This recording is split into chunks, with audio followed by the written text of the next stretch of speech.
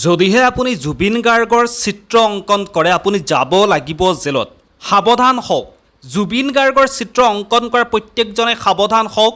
যদি আপুনি ক'ৰবাত জুবিন গাৰ্গৰ চিত্ৰ অংকন কৰিম বুলি ভাবিছে তেন্তে জেললৈ যাবৰ কাৰণে সাজু হৈ থাকক। আচলতে এয়া মুখ্যমন্ত্ৰী হিমন্ত বিশ্ব শৰ্মা ডাঙৰীয়াৰ সিদ্ধান্ত।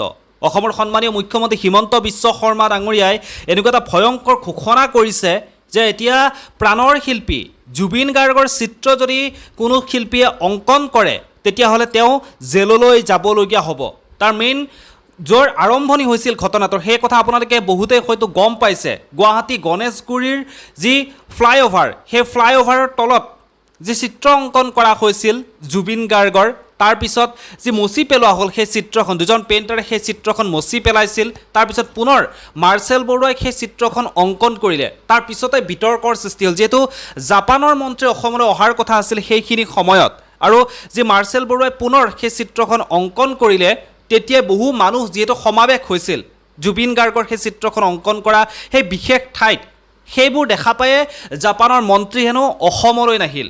এনেধৰণৰ মন্তব্য আগবঢ়াইছে হিমন্ত বিশ্ব শৰ্মা ডাঙৰীয়াই, আৰু অসমৰ পৰিৱৰ্তে জাপানৰ মন্ত্ৰী তেওঁ দিল্লীলৈ আহি গুচি গ'ল। এতিয়া হিমন্ত বিশ্ব শৰ্মা ডাঙৰীয়াই ঘোষণা কৰিছে, তেওঁ ঘোষণা কৰি জনাইছে যে এতিয়াৰে পৰা জুবিন গাৰ্গৰ চিত্ৰ য'তে ত'তে অংকন কৰিব নোৱাৰিব। যদিহে অংকন কৰে এনেদৰে তেতিয়াহ'লে কিন্তু জেলৰ ভাত খাবলগীয়া হ'ব, জেলত হিমন্ত বিশ্ব শৰ্মা ডাঙৰীয়াই পঠিয়াব। এনেধৰণৰ মন্তব্য আগবঢ়াইছে। বৰ্তমানে সময়খিনিত আৰু মন্তব্য আগবঢ়োৱাৰ পিছতেই এক চাঞ্চল্যৰ সৃষ্টি হৈছে।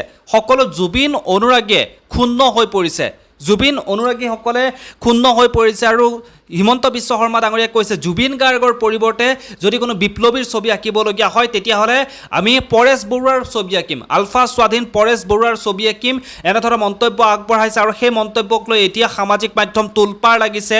যিহেতু যদি আপুনি তেনেদৰে মন্তব্য আগবঢ়ায়, যদিহে আপুনি আলফা স্বাধীনক লৈ কিবা এটা কবিতা লিখে তেতিয়া আপোনাক জেললৈ পঠিয়াব, আপুনি জেলৰ ভাত খাবলগীয়া হ'ব পাৰে। কিন্তু ফটো এখন অঁকাৰ কথা কৈছে অসমৰ সন্মানীয় মুখ্যমন্ত্ৰী ডাঙৰীয়াই, পৰেশ বৰুৱাৰ ফটো অঁকাৰ কথা কৈছে।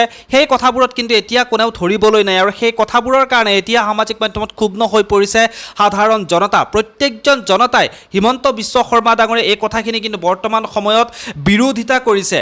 আমাৰ প্ৰাণৰ শিল্পী হিমন্ত বিশ্ব শৰ্মা, ক্ষমা কৰিব, আমাৰ প্ৰাণৰ শিল্পী জুবিন গাৰ্গৰ চিত্ৰসমূহ যে অংকন কৰিবলৈ বাধা আৰোপ কৰা হৈছে, হিমন্ত বিশ্ব শৰ্মা ডাঙৰীয়াই যি বাধা আৰোপ কৰিছে, এই বাধা আৰোপ কৰাৰ পিছতে এনেধৰণৰ পৰিৱেশৰ বৰ্তমান সময়ত সৃষ্টি হৈছে। প্ৰত্যেকজন জুবিন অনুৰাগীয়ে এতিয়া মাত মাতিবলৈ বাধ্য হৈ পৰিছে। আচলতে হিমন্ত বিশ্ব শৰ্মা ডাঙৰীয়াই জুবিন গাৰ্গৰ চিত্ৰ অংকন কৰিবলৈ মানা কৰাৰ আঁৰত আছে হয়তো কিবা এটা বেলেগ কাৰণ। যিহেতু তেনেদৰে চিত্ৰসমূহ অংকন কৰাৰ পিছত বহুতেই সেই ছবিসমূহৰ কাষত আহি, চিত্ৰসমূহৰ কাষত আহি তেওঁলোকে মদ ভাঙৰ আড্ডা পাতে, তাৰে কাষতে তেওঁলোকে বহুতে পিকাই থৈ গুচি যায়। সন্মানখিনি, যিখিনি সন্মান দিব লগা থাকে সেই সন্মানখিনি নিদিয়ে।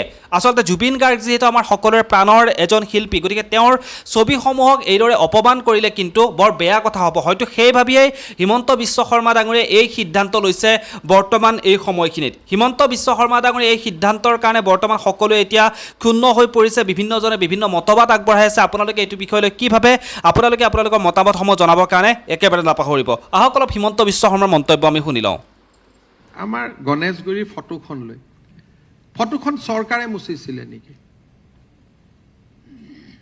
দুজন পেইণ্টাৰে, মোৰ লগত ষ্টেটমেণ্ট আছে, দুজন পেইণ্টাৰে থানাত ষ্টেটমেণ্ট দিলে যে এইখনটো জুবিনৰ ফটো যেন নালাগে, সেইকাৰণে আমি মুচি দিছো।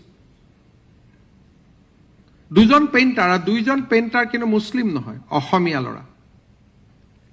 এতিয়া সেই দুজনৰ মই নাম আপোনালোকক প্ৰকাশ কৰিম, আপোনালোকে ইণ্টাৰভিউ ল'ব যে তাত চৰকাৰে মুচিব দিছিল নেকি।